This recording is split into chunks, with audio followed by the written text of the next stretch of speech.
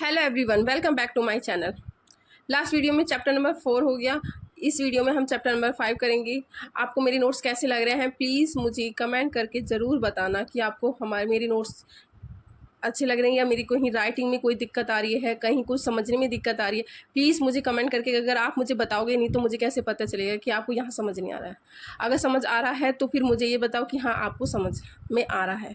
Please comment करके बताइए और प्लीज़ लाइक करना मत भूलना और सब्सक्राइब करना तो बिल्कुल मत भूलना। और अपने दोस्तों को भी बताना कि यहाँ पर ये फुल नोट्स करा रहे हैं जो कि किसी भी चैनल पर नहीं है। मैंने देखे हैं, सब प्रीवियस ईयर क्वेश्चंस कराते हैं, सब सिर्फ रीडिंग्स ही कराते हैं और उसके अंदर से ऐसे कोई भी नोट्स नहीं दे रहा है। इसमें कोई पैसे नहीं लग रहे हैं, कुछ नहीं लग रहा है, सिर्फ थोड़ी सी मेहनत है जो कि मैं कर रही हूँ आपके लिए। बस आपको सिर्फ सुनना है। इसमें लास्ट में भी मैं इसमें नोट्स डाल देती हूँ क्योंकि आपको अगर इसमें पढ़ने में दिक्कत हो तो नोट्स उन्हें अगर आप प्रिंट आउट निकाल लोगे तो वो भी आपके बहुत काम आएंगे। ठीक है, तो इनमें कर लोगे तो आपके कोई भी क्वेश्चन मिस नहीं होगा। प्लीज़ प्लीज़ अच्छे से पढ़ना और लाइक शेयर करना मत भूलना। चलो, शासक कैसे बने, पहले राजा कैसे बनते थे। पहले तो ये था, उससे पहले ये था कि राजा कैसे बनते थे। राजा एक क्या कहते हैं, राजा का बेटा राजा ही बनता था, ऐसे ही चलती चलती आ रही थी। पर वो राजा भी कैसे बनता था, वो होता था अश्वमेध यज्ञ। एक यज्ञ होता था जिसे बोलते हैं अश्वमेध यज्ञ। आपने श्री राम लीला देखी होगी। श्री राम लीला में भी जब लव कुश होते हैं तो वो श्री राम जी एक अश्वमेध यज्ञ करते हैं, उसमें घोड़े को छोड़ दिया जाता है। तो वही था कि अश्वमेध यज्ञ का आयोजन होता है, बहुत बड़ा आयोजन होता है और उसमें एक घोड़े को जो सेनापति होते हैं उसकी देख रेख में छोड़ दिया जाता है और वो स्वतंत्र रहता है। उस घोड़े को अगर जो पकड़ लेगा, घोड़े को पकड़ लेता है राजा, कोई भी राजा, कोई भी, उस घोड़े पे ये लिख दिया जाता है कि इस घोड़े को अगर कोई पकड़ेगा तो राजा के साथ उसे युद्ध करना पड़ेगा। अगर उस घोड़े को अगर कोई नहीं पकड़ता है तो वह ही राजा सबसे बड़ा शक्तिशाली कहलाता है। तो ऐसे ही अश्वमेध यज्ञ के आयोजन के द्वारा ही एक राजा का चुनाव हो जाता था। ठीक है, यज्ञ वाला व्यक्ति ही ज़्यादा शक्तिशाली होता था। अब आपको समझ में आ गया कि अश्वमेध यज्ञ क्यों होता है। अश्वमेध यज्ञ से ही पहले शासक बनते थे और उसी से अच्छे राजा बनाए जाते थे। वर्ण क्या होता है? वर्ण होता है पुरोहितों ने लोगों को 4 वर्गों में विभाजित किया। पुरोहितों ने लोगों को 4 वर्णों में विभाजित किया। पहला वर्ण था ब्राह्मणों का। पहला वर्ग कौन था? ब्राह्मणों का, जिनका काम सिर्फ वेदों का अध्ययन, अध्यापन और यज्ञ करना था। अब ब्राह्मणों का तो यही काम था कि यज्ञ करो और वेदों को पढ़ो और उनका पढ़ाओ।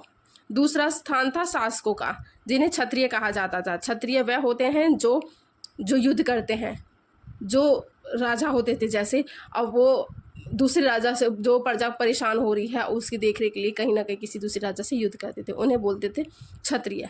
तीसरा स्थान था विश्य या वैश्य थे। इनमें कृषक, पशुपालक और व्यापारी आते थे।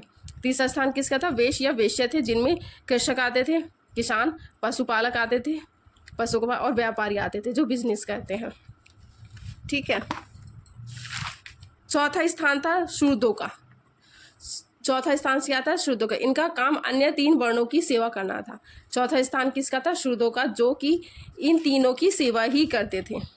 इनकी सबसे छोटे नीची जाति के लोग थे। इनमें ये कहा था, ये छोटे छोटे काम जो बड़े नहीं कर सकते वो छोटे काम करते थे और उनकी सेवादानी, उनका काम, घर का काम, उनका खेत का काम, मीन्स उनका बाहर का काम, सारे काम ये शूद्र ही करते थे। चित्रित धूसर पत्र। अब चित्रित, यह क्वेश्चन आता था, चित्रित धूसर पत्र होता क्या? इस तरह के पात्रों में ज़्यादातर थालियाँ और कटोरियाँ ही मिलती थी। चित्रित धूसर पत्र वह पत्र होता है जो कि थालियाँ ही होती हैं और ये कटोरियाँ ही होती हैं, उसे ही चित्रित धूसर पत्र बोलते हैं। जनपद क्या होता है? महायज्ञों को करने वाले राजा अब जन के राजा न होकर जनपदों के राजा माने जाने लगे थे। अब जो जनपद क्या होता है? जो कि जो छोटे, जो बहुत बड़े यज्ञ, यानी कि मैंने बताया था अश्वमेध यज्ञ को करने वाले वो जन के नहीं, राजा न होकर जनपदों के राजा माने जाने लगे। वो पूरे जनपद के राजा माने जाने लगे।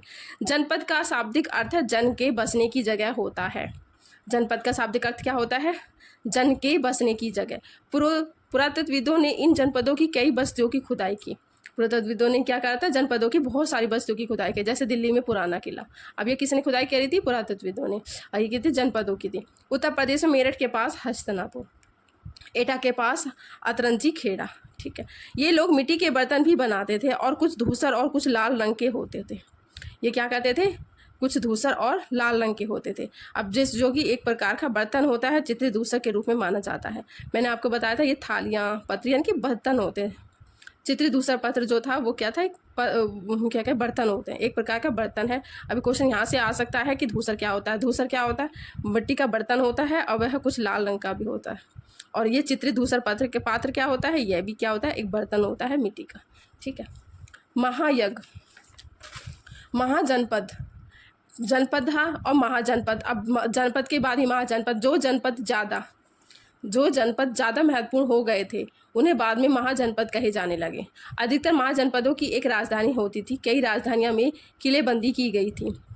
जनपद मैंने बताया, जनपद क्या होता है, जो राजा राज्य करता है, और महायज्ञ के बाद जो राजा वो जन की सेवा करने वाला जनपद हो जाता है। और महाजनपद क्या होता है, जो पूरे राज्य का राजा होता है।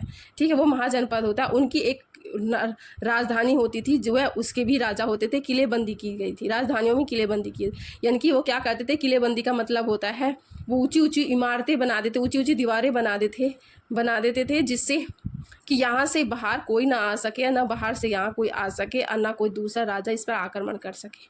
वे इतनी ऊंची ऊंची दीवारें बना देते थे जिससे कुछ भी जो खराब चीज़ें हैं वो वहाँ से आ ना सके, ना यहाँ से वहाँ जा सके। ठीक है। कौशाम्बी किला उत्तर प्रदेश के इलाहाबाद के पास है। ये एक ऐसा ही एक किला है जो कि कहाँ है, अब कौशाम्बी किला कहाँ है, उत्तर प्रदेश के इलाहाबाद के पास। ठीक है। कर आपको पता है, कर मैं बताती हूँ क्या होता है। कर क्या होता है कि पहले क्या होता था, किसान कुछ खेती उनके पास अपने पास तो उनके पास ना पानी की वो होती व्यवस्था होती थी और ना खाद वगैरह की। तो लोग क्या करते थे कि लोग ना, पैसे तो होते नहीं थे, लोग अपने अनाज में से अगर एक हिस्सा चौथी जो अनाज इतना सारा बोरा है तो एक उसमें से 1/4 जो होता था वो हिस्सा उसको दे देते थे, राजा को दे देते थे। तो वो कर वसूली होता था, जिससे वो किसान अपनी खेती भी अच्छे से कर लेता था और वो अपना पैसा की जगह कर दे देता था। महाजनपदों के राजा विशाल किले बनवाते थे। महाजनपदों के जो राजा थे वो विशाल किले बनवाते थे और बड़ी सेना रखते थे, इसलिए उन्हें प्रचुर संसाधनों की आवश्यकता होती थी, इसलिए वे कर्मचारी रखते थे। ठीक है। अब वहाँ के क्या राजा थे, वो बड़ी सेना रखते थे और वह प्रचुर संसाधनों की आवश्यकता होती थी उन्हें, तो वो कुछ कर्मचारियों को रखते थे। उन कर्मचारियों के द्वारा समय समय पर लाए गए उपहारों पर निर्भर न रहकर वह अब नियमित रूप से कर वसूलने लगे। अब वो जनपद जो होते हैं, जनपद के जो राजा थे, वो उन्हें उपहार तो मिले बड़े बड़े राजाओं से बहुत ऊपर, उनसे उनका पालन पोषण नहीं हो पाया। उन्होंने क्या सोचा कि हम ना जो हमारे छोटे लोग हैं उनसे हम कर वसूली करने लगे। फसलों पर लगाए गए कर सबसे महत्वपूर्ण था। अब वो क्या कहते हैं, छोटे लोगों पर ही कर वसूली करने लगे। और जैसे ही फसलों पर लगाए गए कर, यानी कि वही फसलों से वो कुछ हिस्सा ले लेते थे अनाज का। व्यापारियों से वो कुछ, व्यापार में अगर कोई व्यापारी होता था उससे भी कुछ हिस्सा ले लेते थे। वो किसी चीज़ का अगर व्यापार करा तो उसमें से भी वो अपना हिस्सा ले लेते थे। कृषि में परिवर्तन, अब ये क्वेश्चन आ सकता है, कृषि में परिवर्तन कैसे आया था, यानी कि कृषि अच्छी कैसे डेवलप हुई थी। इस युग में कृषि के क्षेत्र में 2 बड़े परिवर्तन आए थे। पहला आता फाल हल लोहे के बनने लगे, यानी कि फाल बोलते नहीं है, जो फावला होता है जिससे मिट्टी की खुदाई होती है, वो किसके हुए, लोहे के हुए। अब जब लोहे के हो गए तो वो मिट्टी अच्छी गहरी सी नीचे खुदने लगी जिससे, और उससे उपजा मिट्टी भी बहुत उपजा, नीचे गहराई में जाएगा जब बीज हमारा, तो हमको पता ही है कि मिट्टी वो उपजाऊ हो जाएगी और बीज बिल्कुल गहराई में जाकर पानी अच्छे से लगता है, वो अच्छा ग्रो अप करता है। धान के पौधों का रोपण शुरू हो गया। अब धान के पौधों का क्या करने लगे, रोपण शुरू कर दिया है। ये धान के पौधों के क्या कहते थे कि पहले तो बो देते हैं धान को, एक जगह इकट्ठा बो दिया, फिर उसका क्या क्या छांट के अलग अलग करके उसे बोने, क्योंकि धान के पौधे में क्या होता है, एक धान से बहुत सारे धान निकल के आ जाते हैं, बल्कि एक गेहूं से भी बहुत सारे गेहूं निकल के आते हैं, पर एक धान से क्या होता है, एक गुच्छा ही निकल के बनता है। तो अगर वो अलग अलग करके करते हैं तो पूरे खेत में वो पानी डाल के लगाते तो अच्छी धान होती है, फसल अच्छी होती है। वैसे जितना छींटेदार फसल होती है उतना अच्छी होती है, और क्योंकि उसको स्पेस मिल जाता है, और जितनी ज़्यादा घनी फसलें होती हैं वो अच्छी नहीं हो पाती है। कुछ फसलें अच्छी होती हैं पर कुछ नहीं होती, पर धान की फसल अच्छी नहीं होती, वो छींटेदार ही होती है। ये काम ज़्यादातर दास दासी और भूमिहीन खेतिहर मजदूर कामकार करते थे। ये लोग दास दासी जो नीची जात के थे वो लोग ही ये काम करते थे। ठीक है। अब कृषि में परिवर्तन कैसे आप पता है, फाल लोहे के बिलाब आने लगे। सूक्ष्म निरीक्षण में क्या था, मगध। अब मगध क्या है, मगध क्या एक जगह है, मगध सबसे महत्वपूर्ण जनपद बन गया। मगध क्या है, जगह है जो कि बिहार के उस साइड में पड़ता है, सबसे महत्वपूर्ण जनपद बन गया था। गंगा और सोन जैसी नदियाँ मगध से होकर बहती थी। अब गंगा सोन कहाँ पर बहती थी? ये मगध से होकर निकलती थी, जिससे यातायात अच्छा हो गया था, जल वितरण अच्छा हो गया था, ज़मीन को उपजाऊ पाने के लिए बनाने के लिए महत्वपूर्ण हो गया था। अब क्या होता था, जब पानी वहाँ से निकल गया था तो खेतियाँ हमारी अच्छी हो जाती थी, जिससे फसलें अच्छी होती थी। और अब जब वहाँ से नदी नाला जा रहा है तो नाव की बोट, लकड़ी की बोट बना के तो यातायात अच्छा हो जाता था और पानी की भरपूर मात्रा रहती थी। मगध में दो बहुत ही शक्तिशाली शासक थे, ये बिंबिसार तथा अजातशत्रु, यानी कि अजातशत्रु थे। अब क्वेश्चन यहाँ से बन सकता है कि बिंबिसार और अजातशत्रु कहाँ के शासक थे? वो थे मगध के। बिहार में राजगृह आधुनिक राजगीर कई सालों तक मगध की राजधानी बनी रही थी।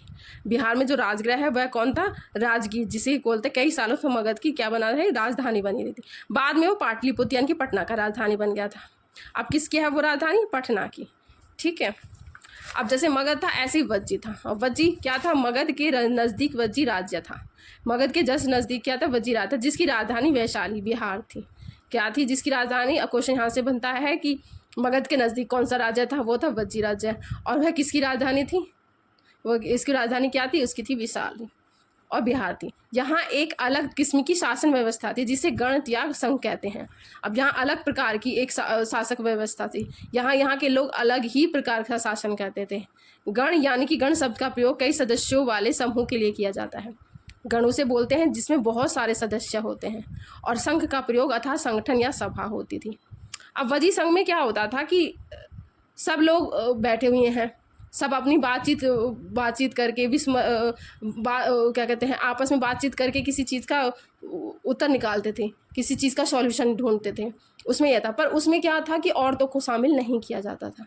वज्जी में ये होता था कि अगर शासन व्यवस्था चल रही है तो उसमें औरतें नहीं होंगी, और तो सारी संगठन सारी बैठती थी सभा। वज्जी संघ का यह वर्णन दीघ निकाय से लिया गया था। जो दकी संघ का है यह वर्णन कहाँ से लिया गया? दीघ निकाय से लिया गया था।